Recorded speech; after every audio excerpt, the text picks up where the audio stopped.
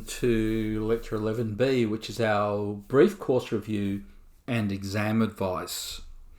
Note that there are also going to be some sample questions posted to the course website, the unit website, and also some practice multiple choice questions posted to the unit website.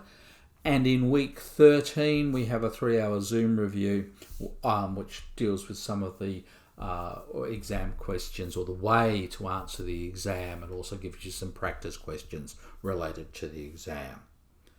So let's look at what we've attempted to do in this semester's ethics and corporate social responsibility course. So, in the unit, the aim was to introduce you to a number of moral frameworks that you'll be able to use to analyse ethical issues for management. Now, pretty clearly, we had virtue ethics, teleological ethics, and deontological ethics.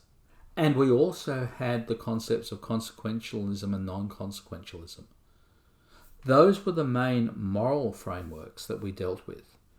So you could expect a question that would cover aspects of moral frameworks. We also wanted you to work individually in teams to explore and analyse relevant literature on moral reasoning and to present ethically based case from the perspectives of internal and external parties. We had a lot of case examples during the course, and you had your group case study as well. And given the extensive political and economic and cultural power within societies and the global marketplace, we looked at the question of corporate social responsibility, and we gave you a framework to analyse corporate social responsibility and talked about stakeholders.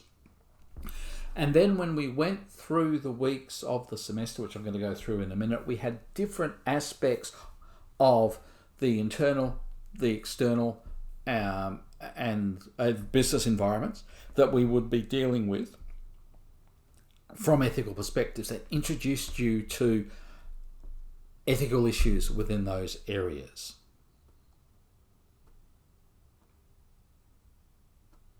So corporate social responsibility and ethical decision making. We talked about the nature of morality, but as you know, that the nature of morality and the sort of relativism that exists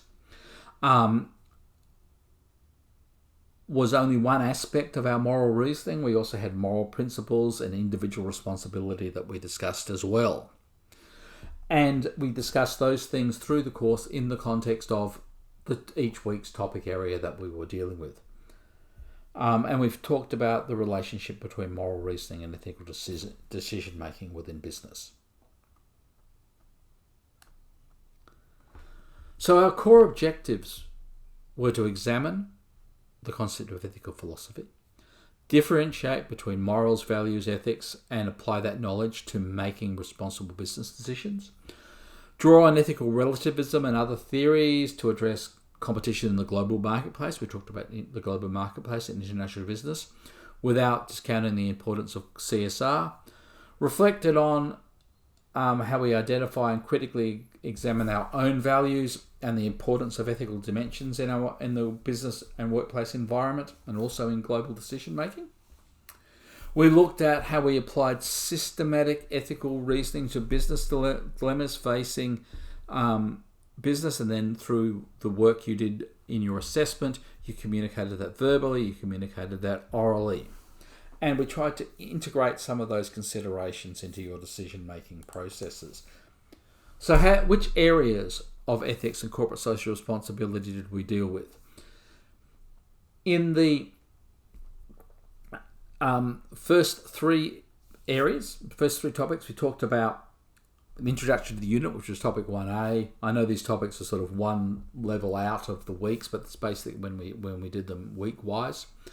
We talked about moral aspects of business and normative theories, so the three main normative sets of normative theories. We talked about the attributes of capitalism, which is applied, the corporate social responsibility and governance, applied, the morality of ethics of economic demands, and global business, and the natural world. So we talked about the corporate social responsibility and the forces that were influencing corporate social responsibility and ethical considerations from outside the organisation. Then we looked inside at the firm. Then we integrated that by looking at the firm, both internal and external stakeholders.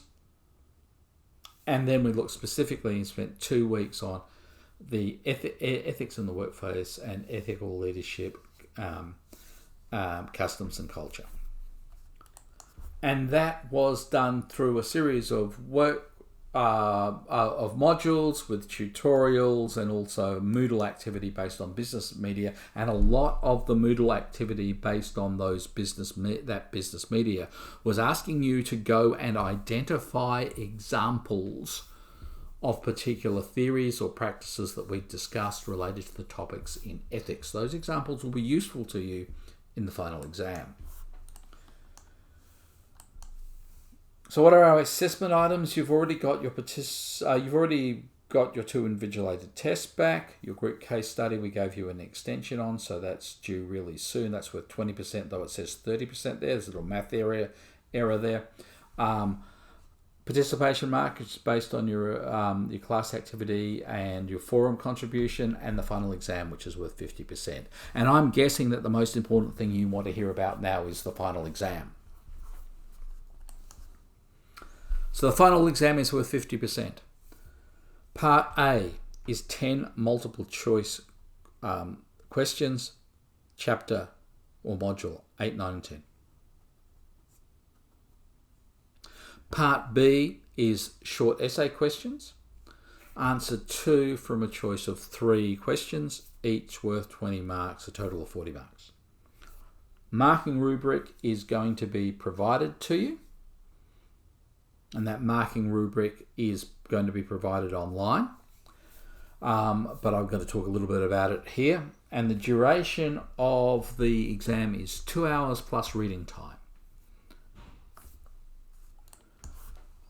The multiple choice questions, understanding the summary, chapter summaries will help you greatly in the multiple choice questions. Oh, it's an open book exam too. You can take in any resources that you want.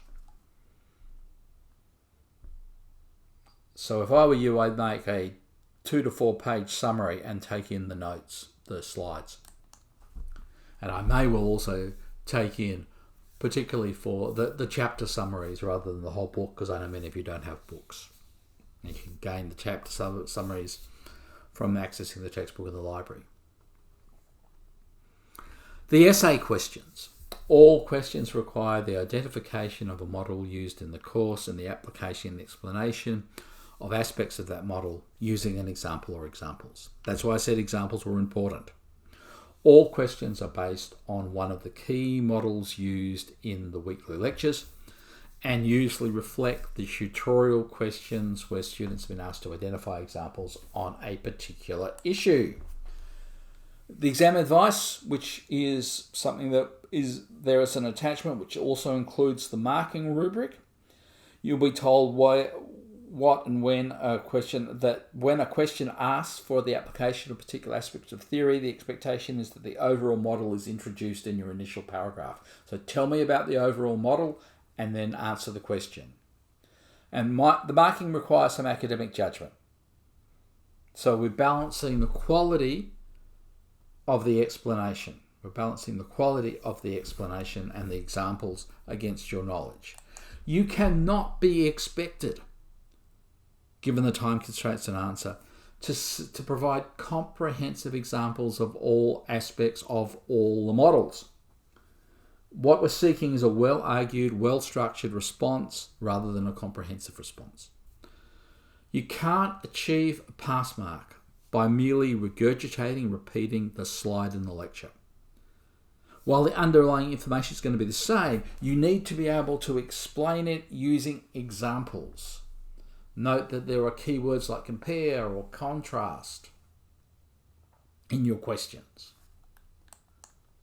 Okay, so on the link, you will find, on the course website, you will find the exam advice and which includes the marking rubric to look at. You will see that the marking rubric basically differentiates on the quality of the explanation and the use of the examples to support the explanation. You'll see that we expect you to provide an overview of the theory in your first initial paragraph and then answer the questions. You have the choice of 2 from 3. The exam is 2 hours long.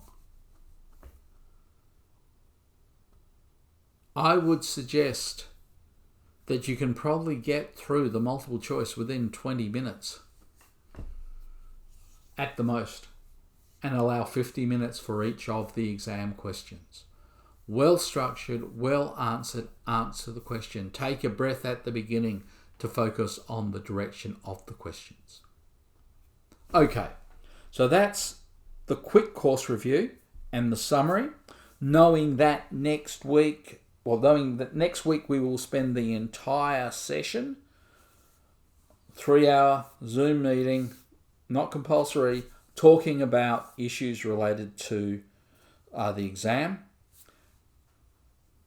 But I encourage you in this week's revision to look at the key objectives from each week, because they are the key themes, and to look at the exam advice, which will be posted later this week, which has the rubric in it and also has the exam, some sample questions as well, which are the things we're going to talk about in week 13. Okay. Good luck.